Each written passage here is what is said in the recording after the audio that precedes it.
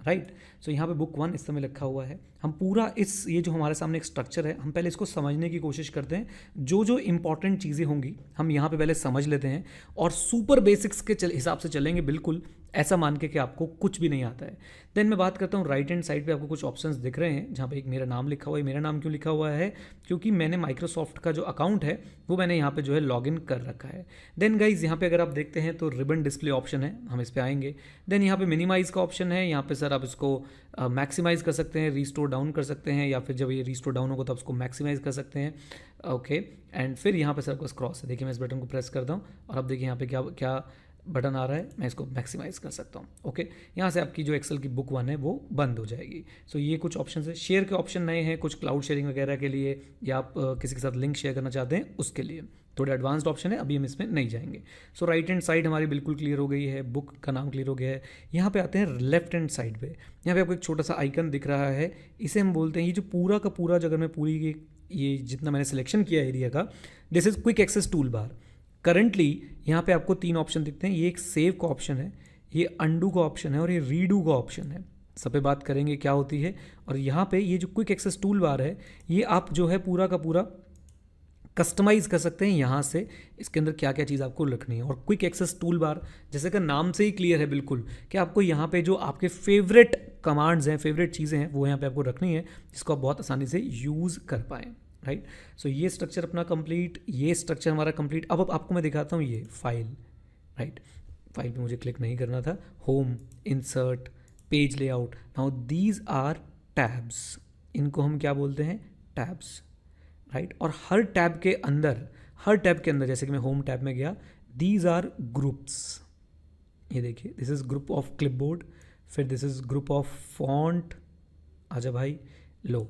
और आप देखेंगे कि हर ग्रुप जो है इस तरह की एक लाइन से हमने डिफ्रेंशिएट कर रखा है। ओके, सो इस तरीके से हमारे पास sir quick access tool bar है। यहाँ पे एक बार रिवीजन जल्दी से, ये हमारी बुक का नाम है, वर्क बुक का नाम है, और यहाँ पे मेरा अकाउंट आपको नज़र आ रहा है। ये हमारे पास रिबन ऑप्शंस हैं, और उसके बाद ये एक्सेल की जो ऐप है उसे मैक्सिमाइज, मिनिमाइज, रीस्टोर और क्लोज करने का ऑप्शन है। शेयर का ऑप्शन थोड़ा एडवांस्ड, वो अगर आप किसी से फाइल का लिंक शेयर करना चाहते हैं तो वो उसके लिए है, बेसिकली क्लाउड पे अगर आप काम कर रहे हैं। एनीवेज, तो इस पर भी हम एक बार चर्चा कर लेंगे, समय लगा तो। उसके बाद हमारे पास यहाँ पे आते हैं टैब्स के अंदर आते हैं ग्रुप जो है वो इस पर्टिकुलर एक लाइन से जो है वो डिवाइडेड होते हैं। अच्छा जी, चलिए अब ज़रा चलते हैं यहाँ पे, इसे हम क्या बुलाएंगे? इसको हम लोग बुलाते हैं गाइज आपका name box. Right, name box का क्या क्या चक्कर है, जिस भी सेल पे आप होंगे उसका नेम आपको यहाँ पे नज़र आएगा। देखिए ये सेल कैसे बना है, मैं इस पर भी आपसे चर्चा करूँगा। फॉर एग्जांपल मैं इस समय हूँ D6 पे, हाँ जी D6 पे। D6 कैसे बना, इस पर भी मैं आऊँगा। तो नेम बॉक्स में क्या लिखा रहा है? D6। इवन आप नेम बॉक्स में भी किसी सेल का नाम डाल के उसे सिलेक्ट कर सकते हैं। मैंने A5 किया और मैंने एंटर कर दिया, तो आप देखिए यहाँ पे जो है सिलेक्ट हो चुका है मामला, आपका जो सेल है वो सिलेक्ट हो चुका है। अच्छा, तो ये हो गया नेम बॉक्स। ये है फॉर्मूला बार, इस पर हम लोग आएंगे, काफ़ी डिटेल में चर्चा होंगी, बट पहले आप इन चीज़ों के नाम पता कर लीजिए। This is formula bar. यहाँ पे आप देखेंगे ये एक्सेल के कॉलम्स हैं। Right, this is column A, this is column E। Right, और कॉलम्स जो हैं वो आपके ABCDE यानी कि जो अल्फ़ाबेट्स हैं इसके थ्रू चलता है। और यहाँ पे अगर आप देखेंगे गाइज, ये एक्सेल की रोज़ हैं, और रोज़ जो है वो हमेशा नंबर से चलती हैं, ये देखिए। राइट, और जैसा कि मैंने सेल बोला था, जहाँ पे आपका कॉलम और रो इंटरसेक्ट करे, जहाँ पे आपका कॉलम और रो इंटरसेक्ट करे, फॉर एग्जाम्पल मैं यहाँ पे आपको करके दिखाता हूँ। ये देखिए, इस पर्टिकुलर एरिया में अगर आप ध्यान लगाएंगे तो ये इस समय जो है मैंने D9 सेलेक्ट कर रखा है, नेम बॉक्स में भी यहाँ पे लिखा आ गया। राइट, अच्छा जी, तो ये तो आपकी बात हो गई कॉलम की, और कॉलम्स ऐसे आपके चले गए, ये these are columns and these are rows. Right, अच्छा, कॉलम और रो के बाद मैं आपसे और कुछ बात करता हूँ। आप इधर देखिए ज़रा नीचे एक्सेल में इस समय यहाँ पे आप देखिए लिखा रहा है शीट 1। सो अगर आप ऊपर देखें तो लिखा रहा था बुक 1। ये बुक 1 यानी कि एक बड़ा फोल्डर, और उस फोल्डर के अंदर जो है हम शीट्स लगा सकते हैं। शीट्स हम लोग इंसर्ट कैसे कर सकते हैं? वेरी इजी, यहाँ पे जो आपको प्लस का बटन नज़र आ रहा है, इस प्लस के बटन को क्लिक करके हम लोग गाइज जो है शीट अपनी इंसर्ट भी कर सकते हैं। जितनी मर्जी चाहे आप शीट्स इंसर्ट करते जाइए, एज सच कोई ऑब्वियसली एक लिमिट तो ज़रूर होगी, लेकिन ऐसा नहीं कि बस 2-4 शीट में ख़त्म हो जाएगी, राइट। सो अब ये शीट्स को आप इंसर्ट करने के बाद अगर डिलीट करना चाहते हैं, मैं भी कीबोर्ड शॉर्टकट्स पे नहीं जा रहा हूँ, राइट क्लिक कर सकते हैं, राइट क्लिक करते ही डिलीट का ऑप्शन आएगा, देन इसको भी मैं डिलीट कर देता हूँ और 3 शीट्स में रहने देता हूँ। शीट्स एक वर्कबुक का ही हिस्सा है। वर्कबुक में आपकी जितनी मर्जी आप शीट्स इंसर्ट कर सकते हैं। इन शीट्स को आप आपस में इंटरलिंक भी कर सकते हैं, वो भी हम देखेंगे। और शीट्स का आप जो है नाम भी रख सकते हैं। नाम कैसे रख सकते हैं? ऑप्शन 1 शीट 1 पे हूँ मैं, मैंने डबल क्लिक किया, मुझे नेम लिखने का जो है ऑप्शन मिल गया। फॉर एग्जांपल मैं लिख देता हूँ एक्सेल बेसिक्स 1, राइट। ऑप्शन 2 आप राइट क्लिक करके जो है रीनेम पे जा सकते हैं। ओके, तो इस तरीके से आप शीट्स के साथ थोड़ा बहुत प्ले कर सकते हैं। नाउ कमिंग हेयर, ये जो आपको नीचे छोटी छोटी चीज़ें दिख रही हैं, जो भी सबसे पहले मैं बताना चाहता हूँ, ये है एक्सेल का जूम बार बोल लीजिए, जो भी आप बोलना चाहेंगे। देखिए इसका इफेक्ट क्या होता है, मैं अभी आपको दिखाता हूँ। अभी ये 100% पे, मैं जैसे जैसे इसको बढ़ाऊँगा आप देखिए जूम होता जा रहा है और ये जूम आउट हो गया। एक इसका कीबोर्ड के साथ भी आप कर सकते हैं, कंट्रोल प्रेस करके माउस के व्हील को अगर आप ऊपर की तरफ ले जाएंगे ये जूम इन हो जाएगा, नीचे की तरफ ले आएंगे ये जूम आउट हो जाएगा। Okay, right. और भी कुछ चीज़ें हैं, उन्हें बाद में देखेंगे। बेसिक स्ट्रक्चर जो आपके काम आने वाली चीज़ें आपको पता है। जब मैं टैब बोलूँगा तो आपने यहाँ पे कहीं जाना है, राइट।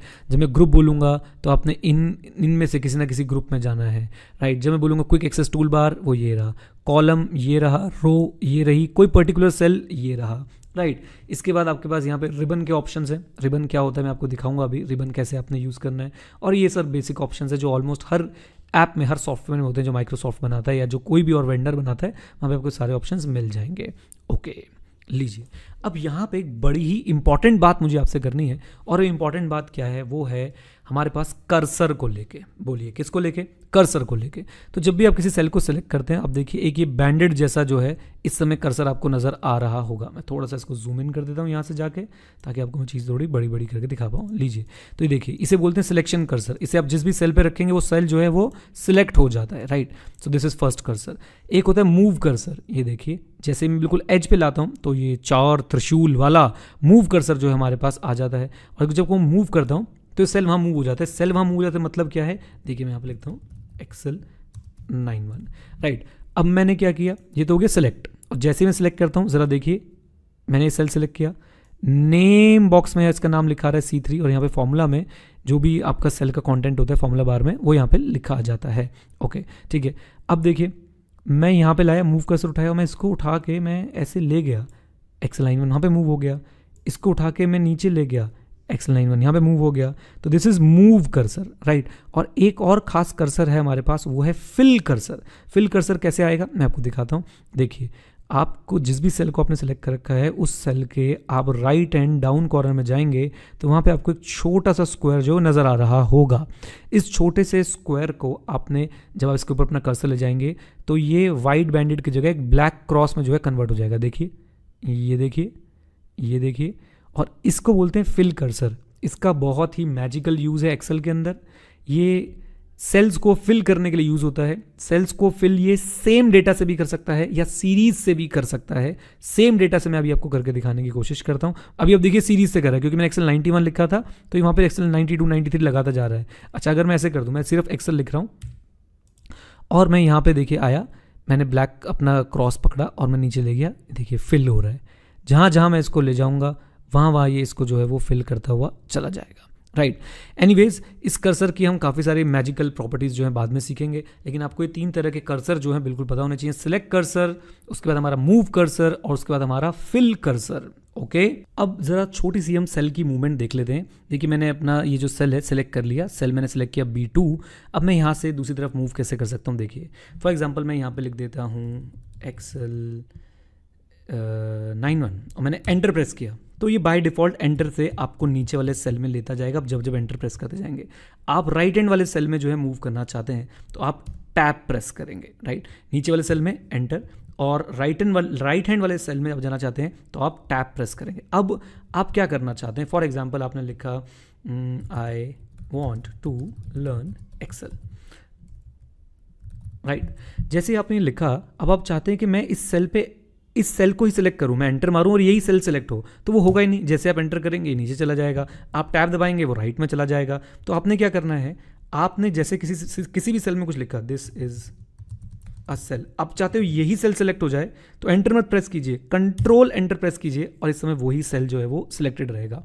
इसका यूज़ कहाँ पे हो सकता है, जब आप इसी सेल से बाकी डेटा को फिल करना चाहते हैं तो पहले आप एंटर करेंगे, वो नीचे चला जाएगा, फिर आप उस सेल को सिलेक्ट करेंगे, फिर आप फिल करेंगे, 3 स्टेप हो गए। लेकिन अगर आप सर कंट्रोल एंटर प्रेस करेंगे तो वो सीधा सीधा सीधा वो बिल्कुल कहाँ जाने वाला है, वो बिल्कुल चला जाएगा आपके उसी सेल को सिलेक्ट कर लेगा जिस सेल में आप लिख रहे थे, आप काम कर रहे थे। अच्छा, यहाँ पे एक छोटी सी टिप मैं आपको और देता हूँ और इसी तरह से जैसे जैसे हम काम करते जाएंगे, देखते जाएंगे, वैसे वैसे मैं आपको टिप्स देता जाऊँगा। अब छोटी सी टिप गाइज ये है कि आप ये देखिए कि ये सेल की विड्थ, इस कॉलम की विड्थ अगर आप देखें तो ये यहाँ से लेके यहाँ तक है। हमारा डेटा जो है वो तो बाहर जा रहा है भाई, इससे यहाँ भी बाहर जा रहा है। हमारे पास बहुत सारे तरीके हैं इसको कैटर करने के। सबसे बेस्ट अभी के लिए जो तरीका है, आप जाइए और जहाँ पे कॉलम की विड्थ खत्म हो रही है उस पर जाके डबल क्लिक कीजिए, डबल क्लिक, ये लीजिए। और जैसे ही मैंने उस पर डबल क्लिक किया गाइज, ये देखिए विड्थ यहाँ पे बता रहा है कितना हो गई है। और उसने अपने आप क्या किया, इस कॉलम में जो सबसे ज़्यादा विड्थ वाला आइटम था उसकी विड्थ पकड़ ली। इस कॉलम में जो सबसे ज़्यादा विड्थ वाला आइटम था उसकी विड्थ पकड़ ली। For example, I also love Excel very much. अब देखिए अभी बाहर जा रहा है, मैं डबल क्लिक करूंगा, अभी इसकी विड्थ पकड़ लेगा, राइट। तो ये छोटी छोटी चीज़ें सर कभी कभी जो है सीखने में बहुत टाइम लगता है, एंड आई होप मैं आपको जो है सिखा पा रहा हूँ ये सारी चीज़ें। अब हम इस फाइल को जल्दी से सेव करना भी सीख लेते हैं, इस वर्क बुक को। तो यहाँ पे अभी तक बुक 1 लिखा आ रहा है, मैं आपको